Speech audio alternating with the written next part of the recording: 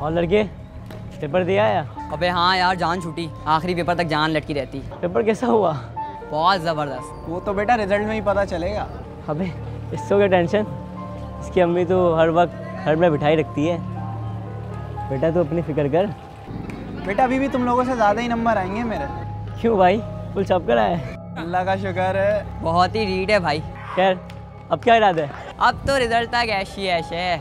तो शाम को जल्दी आ जाना, क्रिकेट जमाएंगे। अब इसकी अम्मी आने ही ना दें। बेटा अब नहीं रोकेंगी। अबे तुझे तो मैसेज भी नहीं कर सकते, एक मोबाइल ही ले ले कंगले। अबे यार चल यार, मैं चलता हूँ, अम्मी इंतज़ार कर रही होंगी यार। बस की अम्मी कपड़े सी कर दो, इसको पढ़ाती हैं, फ़ोन कहाँ से लेगा। बेटा ले लूँगा, देख लेना। ले चुका तू।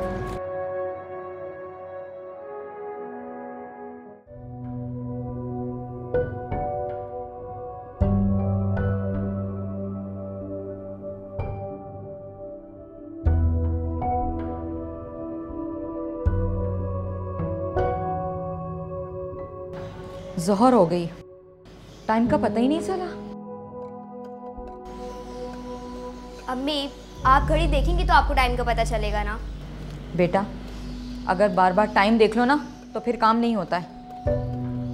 और ये दोपहर का 1 बज गया है, फारूक नहीं आया अभी तक पेपर देकर। अम्मी आता ही होगा, 12 बजे तो पेपर खत्म हुआ होगा, देख लीजिएगा, दोस्तों के साथ हंसी मजाक में लग गया होगा।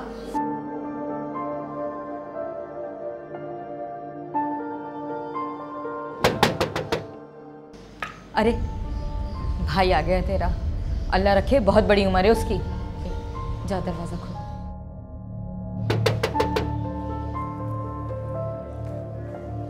कौन? मैं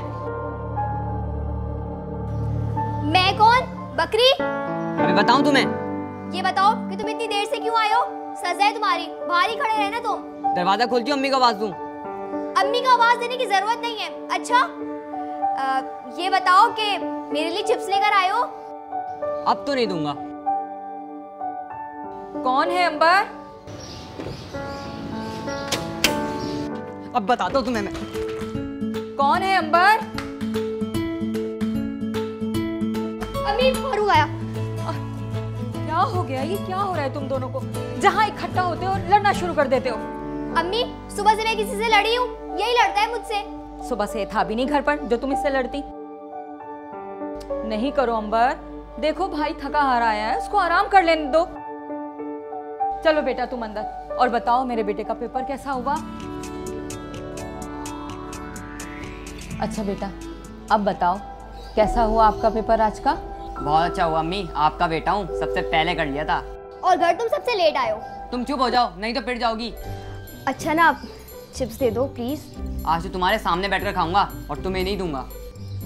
अच्छा ना, मेरे प्यारे भाई नहीं हो, प्लीज दे दो। चलो चलो मक्खन नहीं लगाओ, चलो। छोटी बहन है बेटा तुम्हारी, पता है तुम्हारे पास होने की कितनी दुआएं मांगती है। दे दो। और बात सुनो, अकेले नहीं खाना, मुझे भी देना इसमें से। तुम भी भाई को देना। चलो बेटा जाओ, तुम जाके हाथ मुंह धो लो, मैं तुम्हारे लिए खाना लाती हूँ। क्या पकाया है? ये कहानी जीनत की है जो अकेले अपने बच्चों को पालती रही और उसका शौहर उसको यहाँ पे इसलिए छोड़ के चला गया कि वो बाहर के मुल्क जाके कमाएगा और उसको रकम भेजता रहेगा और वो अपने बच्चों को पालती रहेगी।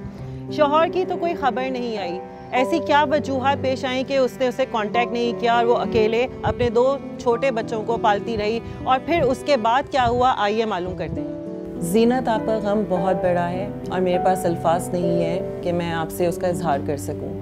हम सिर्फ आपके लिए दुआ कर सकते हैं और बच्चे की मग़फ़िरत की भी दुआ कर सकते हैं। मेरा प्रोग्राम करने का मकसद और यहाँ आने का मकसद सबसे बड़ा तो यह है कि हम आपसे अफसोस करें, आपका गम बांटें जिस हद तक भी हो सकता है। और दूसरा ये कि शायद हमारे इस प्रोग्राम के ज़रिए लोगों तक एक पैगाम पहुँचे कि लोगों की ज़िंदगी के साथ जो लोग खेल रहे हैं या किसी की जानें ले रहे हैं तो वो सिर्फ एक इंसान का कत्ल नहीं कर रहे बल्कि उसके पीछे रह जाने वालों को भी ज़िंदा होते हुए भी वो मार देते हैं। तो आप मुझे कुछ तफसील से बताएंगी कि क्या हुआ था? जिसने दुख दिया है वही सब्र भी देगा। मैं तो अपने बच्चों के साथ और शौहर के साथ बहुत खुश ज़िंदगी गुजार रही थी कि बस उनकी जॉब छूट गई। एक प्राइवेट फर्म में मुलाजिम थे, जब परेशानियां बढ़ी तो एक दिन। आपकी जॉब का कुछ हुआ? नहीं यार, जहाँ जाता हूँ इनकार मिलता है। फिर कैसे गुजारा होगा? कोई कारोबार ही कर लें। कारोबार वाले बेचारे खुद रो रहे हैं। लेकिन कुछ तो करना पड़ेगा। हाँ, हम दोस्त मिलकर कुछ प्रोग्राम बना रहे हैं। क्या? बाहर जाने का प्रोग्राम बना रहे हैं हम लोग। दुबई वगैरह? नहीं, यूरोप जाने का रहना है। यूरोप तो सुना है बहुत ज़बरदस्त जगह है। जगह तो अच्छी है, लेकिन वहाँ पहुँचना इतना आसान नहीं है। क्यों? भाई, ईरान से तुर्की और फिर तुर्की से यूनान जाना पड़ता है, उसके बाद फिर यूरोप जाया जाता है। ये तो बहुत लंबा चक्कर है और ख़तरनाक भी। नहीं, वो एजेंट हैं, पैसे लेते हैं और पहुँचा देते हैं। रहने दें, कोई ज़रूरत नहीं परेशानी मोल लेने की। अरे मैं कोई अकेला थोड़ी जा रहा हूँ, असलम है और फिर 2-3 दोस्त और भी हैं। बस वो पैसों का बंदोबस्त हो जाए। सोच लें, रकम का बंदोबस्त तो हो ही जाएगा। और फिर मेरा जेवर है, वो किस काम आएगा? हाँ, अगर रकम का बंदोबस्त हो जाए तो फिर तो खैर है।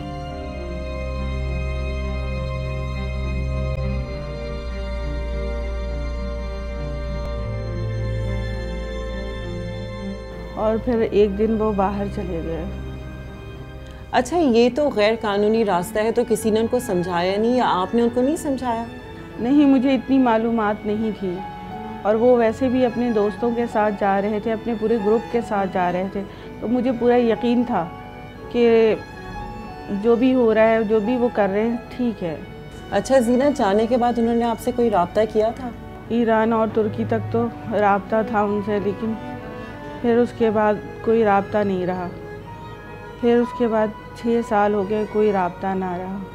5-6 साल गुजर गए, उन्होंने आपसे कोई राब्ता नहीं किया।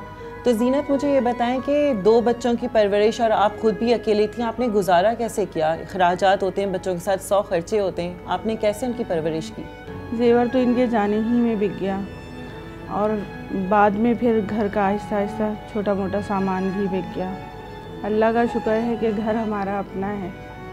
आपके वालिदैन, रिश्तेदार वगैरह किसी ने आपकी मदद नहीं की? वालिदैन का तो इंतकाल हो गया और आपको तो पता ही है कि रिश्तेदार तो सिर्फ अच्छे ही वक्त में होते हैं। जीनत, मुझे पता है कि बच्चों के साथ बहुत अखराजात होते हैं, कितनी भी कोई मदद करते लेकिन इंसान के खर्चे किसी के देने से कभी भी पूरे नहीं होते। तो आपने कैसे ज़िंदगी का सफ़र जारी रखा? अल्लाह तो सबका है मददगार, उसने मेरी मदद की। अल्लाह गारत करे ऐसे लोगों को। भाई मदद करते हैं तुम्हारी? हाँ आपा, जितना उनसे हो सकता है वो मेरी मदद करते हैं। अम्मी एक बात बोलूं? ढंग की बोलना कोई। तुम अपनी चोंच बंद रखो। तुम क्यों बीच में बोलती हो? अच्छा, अब बीच में नहीं बोलूंगी, बाद में बोलूंगी। बोलो। आपा, वो मुझे छोड़कर नहीं गए और अल्लाह ही जानता है उनके साथ ऐसा क्या हुआ है जो वो पलट कर नहीं आ सके, वरना वो तो बच्चों के बगैर एक दिन भी नहीं रुक सकते थे।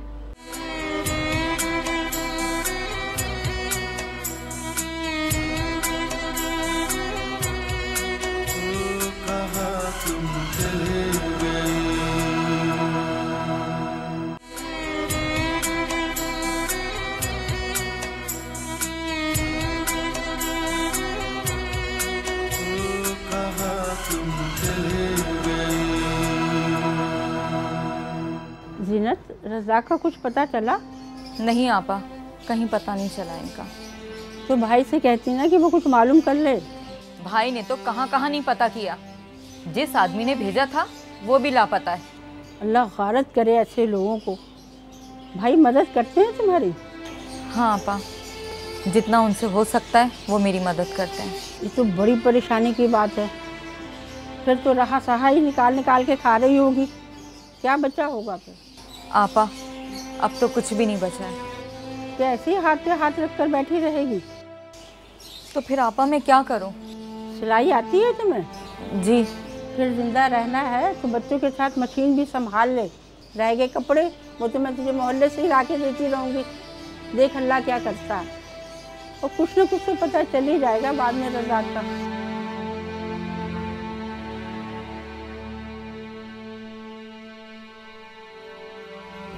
जब से मैं और मेरी मशीन दोनों मेहनत करते हैं और घर चलता है।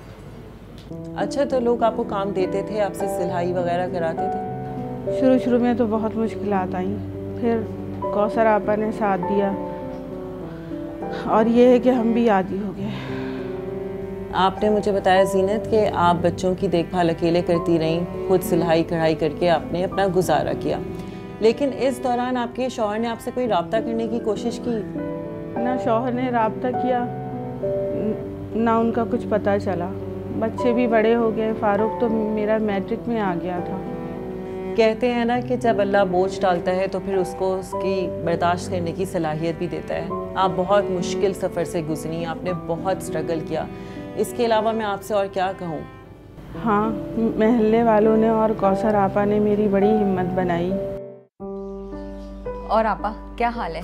अरे बेटा अल्लाह का शुक्र है, मैंने सोचा तुम्हारी खैर खैरियत ही मालूम कर लूँ, क्या हाल है, क्या हो रहा है। आपा हमने क्या करना है, बैठे बैठे मशीन का पहिया ही घुमाना है।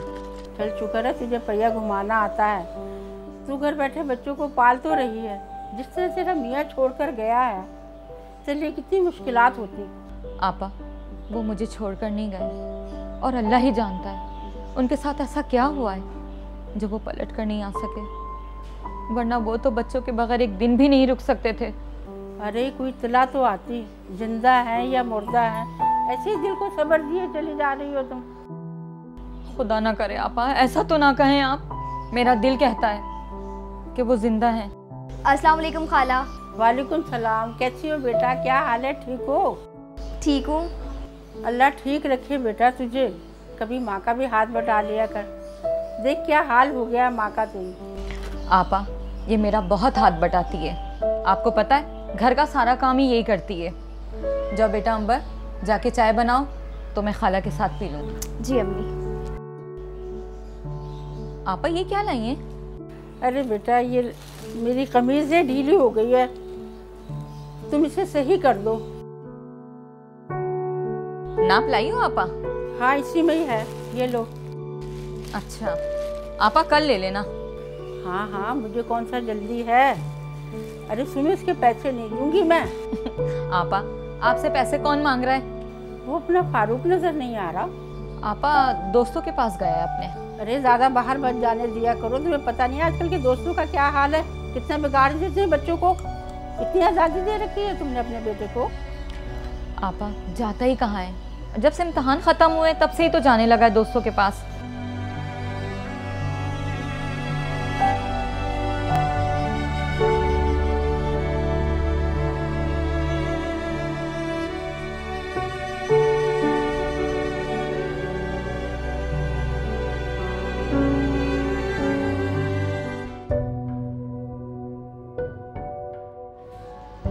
अम्मी एक बात बोलूं? ढंग की बोलना कोई। तुम अपनी चोच बंद रखो।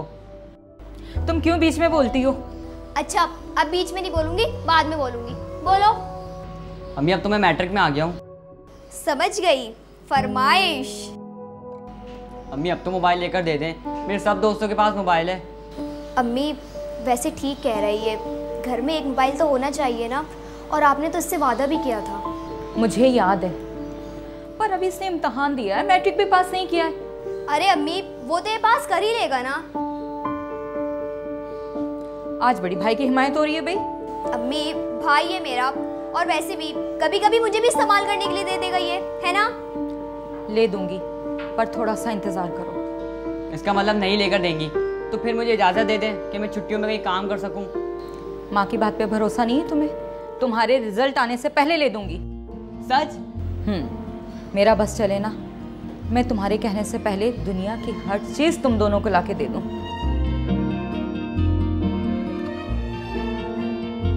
फारूक को फ़ोन का बेहद शौक़ था और मैं भी उससे वादा कर बैठी थी कि तुम मैट्रिक पास कर लो, मैं तुम्हें मोबाइल ला करके दूंगी।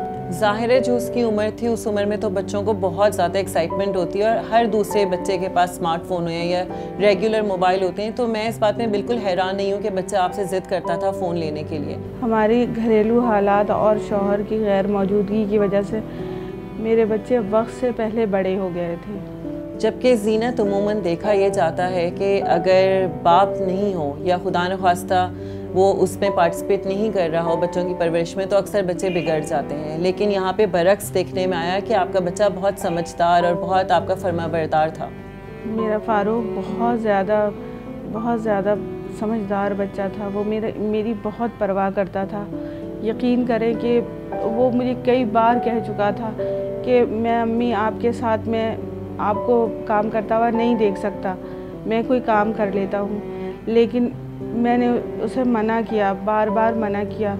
उसकी पढ़ाई के साथ मैं कोई कंप्रोमाइज़ नहीं कर सकती थी। मैं चाहती थी मेरा बेटा पढ़ लिख के अच्छा इंसान, नेक इंसान बने। इसमें मैं आपकी तरबियत को दाद दूंगी, वरना उमूमन बच्चे बहुत ज़िद्दी हो जाते हैं, खुद सर हो जाते हैं और हर हाल में अपनी बात मनवाते हैं। और जिस तरह का आजकल माशरा चल रहा है, हर एक के पास टेक्नोलॉजी है, चीज़ें हैं, मतलब हर कोई ज़िद करता है कि हमें ये भी चाहिए। लेकिन ये आपकी अच्छी परवरिश है कि आपने उसको एक सुलझा हुआ इंसान बनाया और उसके अंदर ये समझ थी कि मेरी माँ अफोर्ड नहीं कर सकती। वरना अक्सर वालिदैन झूठे वादे भी करके आसरे दे देते हैं, उम्मीदें दे देते हैं कि हाँ हम दिला देंगे। लेकिन आपका बच्चा वाकई में बहुत समझदार था। मैंने अपने बेटे से कभी झूठ नहीं बोला, उनकी ख्वाहिशात पूरी करने की कोशिश भी की और कामयाब भी हुई। अम्मी, इतने पैसे आपके पास? तुम क्या बिल्ली की तरह आके चुप के बैठ जाती हो? अम्मी, इतने सारे पैसों में तो बहुत सारी चीजें आ सकती हैं और मेरे तो 2-3 सूट भी बन सकते हैं। ये लो, ये रख लो। रहने दे भाईजान, अल्लाह पूरा कर ही रहा है। अरे पूरा तो वही करेगा, हम तो सिर्फ खाना पूरी कर रहे हैं। अभी कहाँ से आया ये? तुम्हारे मामू लेकर आए। मेरे लिए? जाओ ना, मुंह धो कर आओ पहले। मेरे लिए।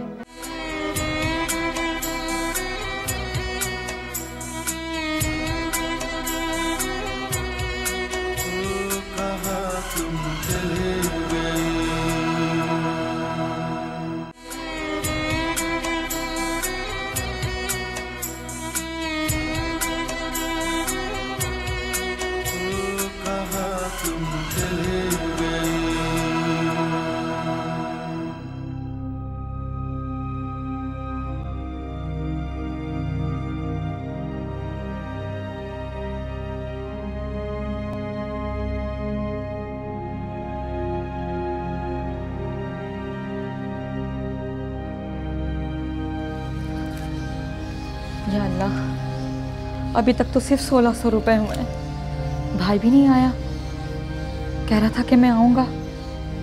या अल्लाह, इसका मतलब है कुछ करना पड़ेगा।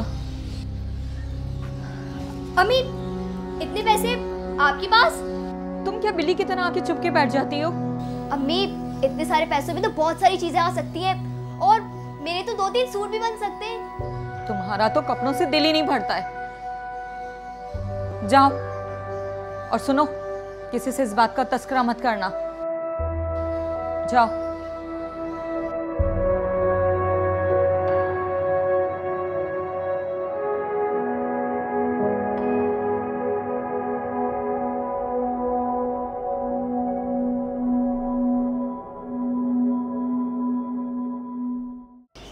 और कैसी हो?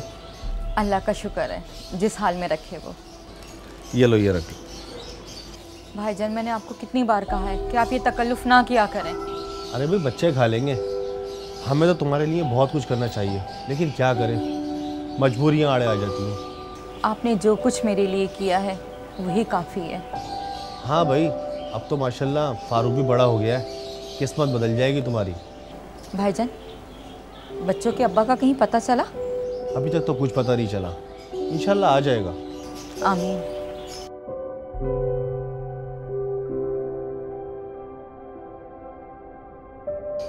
ये लो, ये रख लो। रहने दे भाईजान, अल्लाह पूरा कर ही रहा है।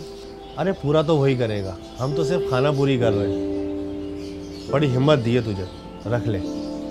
नहीं भाईजान, इसे आप रख लें और मेरा एक काम कर दें। कैसा काम?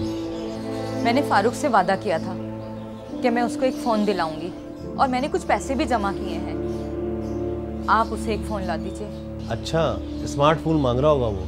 नहीं नहीं, फ़ोन हो जिस तरह का भी हो, नया हो या सेकेंड हैंड हो। हाँ हाँ, तो ठीक है, कोई ऐसी बात नहीं, मिल जाएगा मोबाइल तो। आप इसे रखें और मैं पैसे लेकर आती हूँ, जो मैंने पैसे जमा किए हैं उसके लिए। हबीब आपके बड़े भाई हैं? जी हाँ, हम 4 बहन भाई हैं, वो सबसे बड़े हैं। और सारे बहन भाई आपके शादीशुदा हैं? जी हाँ, सब शादीशुदा हैं, सब अपने अपने घरों में खुश हैं। बस बड़े भाई जो मेरे हबीब हैं वो मेरी कुछ मदद करते हैं। अकेली औरत के लिए बच्चों की ख्वाहिशात पूरा करना बहुत मुश्किल हो जाता है, बल्कि मैं तो कहती हूँ अगर माँ बाप दोनों भी कमा रहे हों तब भी बच्चों की ख्वाहिशात पूरी करना आजकल के ज़माने में बहुत बहुत मुश्किल काम है। आपने अकेले बड़ी हिम्मत दिखाई, आप किसी डिप्रेशन का शिकार नहीं हुई, आपने बड़े हौसले से, हिम्मत से उनकी इतनी बेहतरीन परवरिश की और बच्चे भी आपका साथ देते रहे, वो कुछ समझदार तबीयत के निकले, तो ये बहुत बड़ी बात है और बहुत कमाल है कि आपने खुद ही सरवाइव किया, खुद ही अपने बलबूते पे अपने हुनर के ज़रिए उनकी परवरिश की, उनके अखराजात पूरे किए। एक माँ के लिए औलाद से बढ़ के क्या हो सकता है। जिस दिन हबीब भाई ने मुझे मोबाइल ला कर दिया उस दिन मैं इतनी खुश थी कि मैं अपने बच्चे की ख्वाहिश पूरी कर रही हूँ। आ रही हूँ।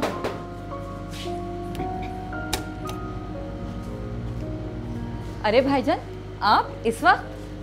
अरे भाई, रात ही को तुम्हारे बेटे का मोबाइल ले लिया था, देर हो गई थी इसलिए घर चला गया। अब सोचा कि देता चला जाऊं। ये लो, और हाँ, इसमें सिम भी डाल दी है मैंने। अच्छा, चले अंदर तो आए भाईजान। नहीं, देर हो जाएगी, शाम को आऊँगा। मामू जान आ गए, फोन लेकर आए, मुझे दे अम्मी। अरे अरे, इतनी बेसब्री कहाँ है कि भागा जा रहा है ये? अम्मी दिखाएं तो। क्या बात है अंबर, इतनी बेसब्री क्यों हो रही हो? अच्छा जीनत, मैं चलता हूँ। अच्छा भाईजान, फिर आइएगा। हाँ हाँ जरूर। अल्लाह हाफिज। अल्लाह हाफिज। अम्मी अब तो दिखाएं। ओफो, दुबई।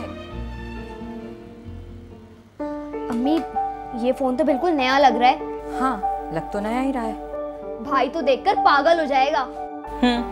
जैसे इस वक्त तुम हो रही हो पागल। भाई को उठाऊं? नहीं नहीं, उसे मत उठाना, सोने दो उसे, अभी उठेगा तो देख लेगा, और वैसे भी वो अभी नहीं उठेगा। आप देखें तो कैसे उठाती हूँ मैं उसको। मानोगी नहीं तुम। नहीं मानती लड़की, बिल्कुल भी जिद्दी हो गई है। या अल्लाह, तो इन्हें दुनिया की सारी खुशियां देना।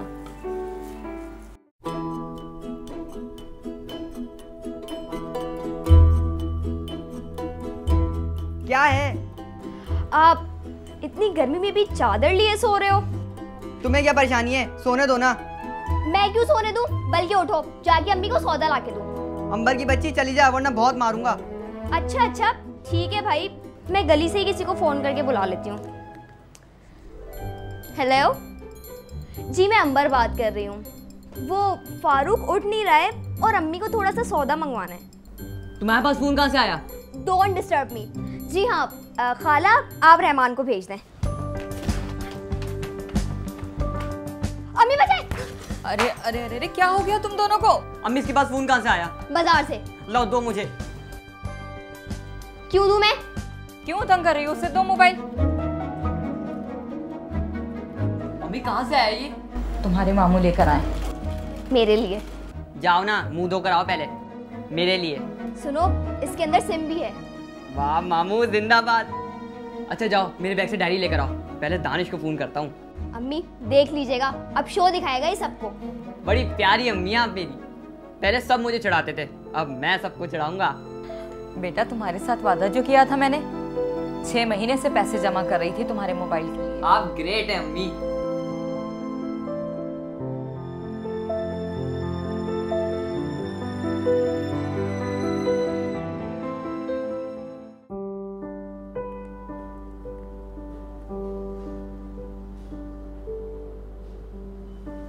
हेलो दानिश, मैं फारूक बोल रहा हूँ। फारूक?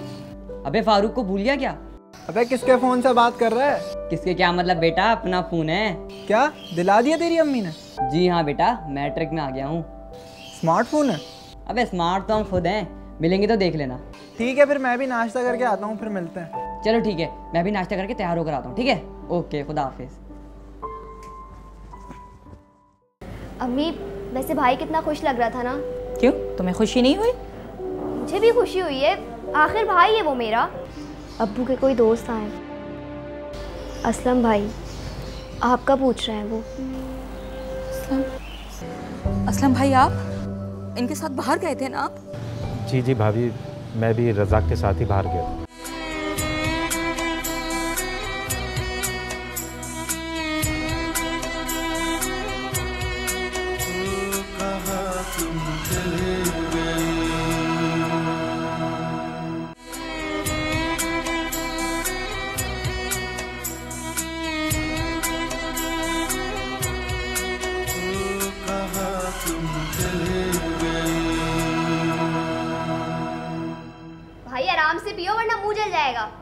जलने वालों का जलेगा।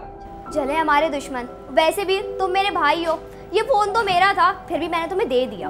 हो ही ना जाएगा तुम्हारा। अब संभाल कर रखना और लेकर नहीं दूंगी। अरे अम्मी अब आप टेंशन नहीं लें, मैं बड़ा हो गया हूँ। चले शो मारने। अम्मी वैसे भाई कितना खुश लग रहा था ना। क्यों, तुम्हें खुशी नहीं हुई? मुझे भी खुशी हुई है, आखिर भाई है वो मेरा। तो फिर भाई से इतना लड़ती क्यों हो? मज़ा आता है, और किससे लड़ूं? अल्लाह तुम दोनों को इसी तरह हंसता मुस्कुराता रखे। अम्मी फायरिंग। मैं देखती हूँ।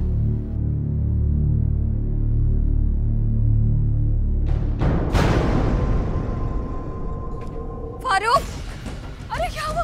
फारूक, फारूक, फारूक क्या हुआ मेरे बच्चे को? अरे कोई है? अरे मेरे बच्चे को उठाओ।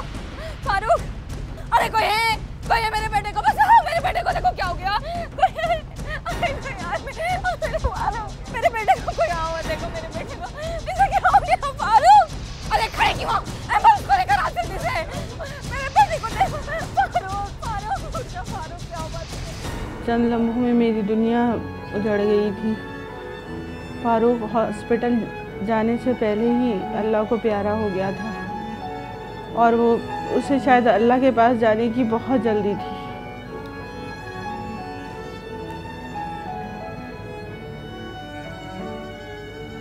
अच्छा, मुझे एक बात बताएं कि हादसे के वक्त क्या वो अकेला था और क्या ये हादसा घर के पास कहीं पेश आया?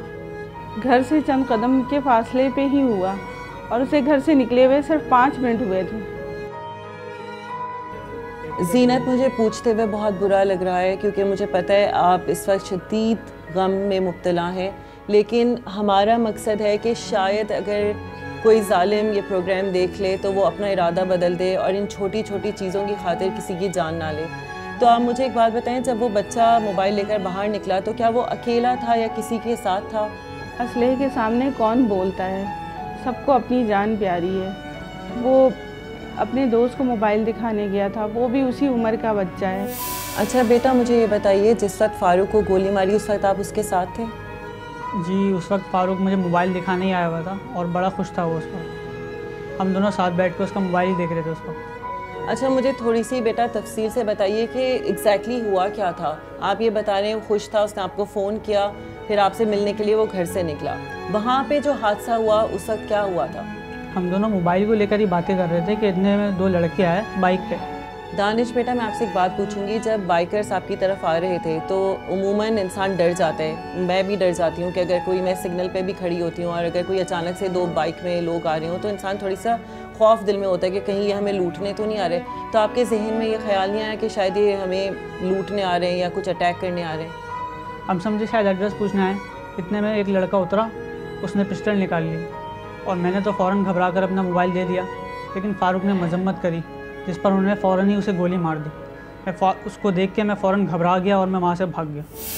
जीनत, कभी कभी ऐसा होता है कि ऐसे हालात और वाक़यात पेश हो जाते हैं कि इंसान अगर किसी से अफसोस करने भी आए तो उसके पास अल्फाज नहीं होते। मैं इस वक्त सिर्फ आपकी हिम्मत की दाद दे सकती हूँ, आपको ये कह सकती हूँ कि आप अल्लाह पे तवक्कल रखें और अपनी दूसरी जो आपकी बच्ची है उसके लिए ज़िंदा रहें और इस तरह का माहौल क्रिएट करें कि उस बच्ची के अंदर किसी किस्म की एहसास कमतरी ना हो। हालांकि आपका बहुत बड़ा लॉस है, मेरे ख्याल में अल्लाह किसी दुश्मन को भी ये दुख ना दे। ये हिम्मत अल्लाह ने मुझे दी है। अब तो मैं बेटी के लिए जी रही हूँ और एक आस है जो मुझे ज़िंदा रहने पर मजबूर कर रही है। जीनत, आपको आपके शौहर की वापसी की कोई उम्मीद नज़र आ रही है? जी हाँ, इंशाअल्लाह वो ज़रूर आएंगे। मुझे उम्मीद है अल्लाह की ज़ात से वो ज़रूर आएंगे।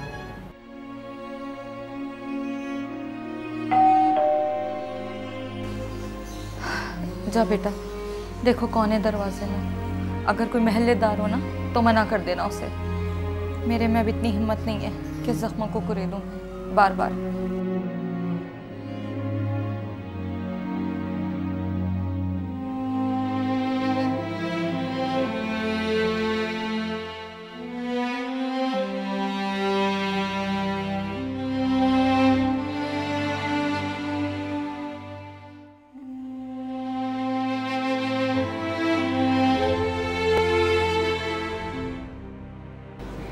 अम्मी, अब्बू के कोई दोस्त आए, असलम भाई, आपका पूछ रहे हैं वो।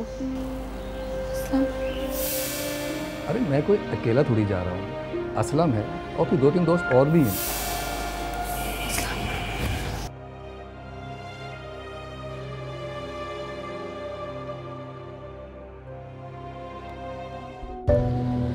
अस्सलाम वालेकुम भाभी। वालेकुम अस्सलाम। असलम भाई, आप इनके साथ बाहर गए थे ना आप? जी जी भाभी, मैं भी रज़ाक के साथ ही बाहर गया था। कहाँ है वो? कैसे हैं वो? और वो आपके साथ क्यों नहीं आए? अरे भाभी बताता हूँ, सब बताता हूँ। मैं भी बस अभी 2-4 दिन ही हुए हैं जो यहाँ पहुँचा हूँ। असलम भाई, कोई अच्छी खबर हो तो सुनाएं, वरना आप वापस चले जाएं, क्योंकि मुझ में बुरी खबर सुनने की हिम्मत नहीं है। अरे भाभी, बुरी खबर होती तो मैं यहाँ आता ही क्यों? मैं तो खुद आपको बताने आया हूँ कि इंशाल्लाह बहुत जल्दी रज़ाक भी वापस आ जाएगा। या अल्लाह तेरा लाख लाख शुक्र है। असलम भाई, आप अंदर आइए ना, आइए अंदर। चलिए।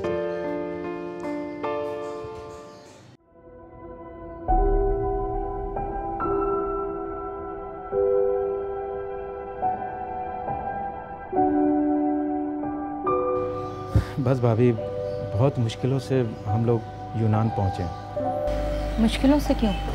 असल में हम लोग एजेंट के थ्रू गए थे, उसने हमारे साथ धोखा किया। बहरहाल ये एक लंबी कहानी है। रज़ाक कब तक आएंगे? यूनान पहुंचने के बाद हमें वहाँ की पुलिस ने गिरफ्तार कर लिया और जेल भेज दिया। और जेल में कोई ऐसा सिलसिला था ही नहीं जिससे हम लोग रब्ता करते। तो फिर आप कैसे आए? असल में वहाँ की हुकूमत ने हमारी हुकूमत से रब्ता किया और कुछ लोगों को डिपोर्ट किया गया। इंशाल्लाह आप घबराएं नहीं, बहुत जल्दी रज़ाक वापस आ जाएगा इंशाल्लाह। एक मोबाइल की खातिर किसी की कोख को हमेशा के लिए उजाड़ देना कहाँ की इंसानियत है? ये लोग दरिंदे नहीं तो फिर और कौन है? कभी कभी मुझे ये लगता है कि इंसान ये वजूहात तलाश करता है कि गुर्बत की वजह से ऐसा हुआ, इन मसाइल की वजह से ऐसा हुआ। मुझे ये लगता है इंसानियत की कमी की वजह ही होगी, या कोई इतना शदीद बेहिस दहशत गर्द होगा जिसने एक छोटे से मासूम बच्चे को गोली से मार दिया मोबाइल की खातिर। सुनिए, एक और काम भी हो सकता है। अगर आपको मोबाइल ही चाहिए तो मोबाइल छीन कर आप जा सकते हैं, लेकिन यहाँ पे तो एक अजीब ही किस्म की कशमकश है। इन उलझनों को हम जितना सुलझाना चाहें वो उतनी उलझती जाती हैं। मेरी समझ से बात बाहर है कि अगर किसी का कुछ सामान चाहिए, जेवर चाहिए, मोबाइल चाहिए, आप वो ले लें, लेकिन खुदा का वास्ता लोगों को शूट मत करें, उनकी जानें मत लें। जान लेना सिर्फ अल्लाह की अमानत है, उन्हीं के हाथ में है। अल्लाह के काम अल्लाह पे छोड़ दें और किसी के घर को ऐसे मत उजाड़ें। जिंदा है जैसे मौत के डर से ही जिंदगी, लगती है खोखली मुझे अंदर से जिंदगी। बदबख्त अपने वक्त पे रोती है रात दिन, सर फोड़ती है वक्त के पत्थर से जिंदगी।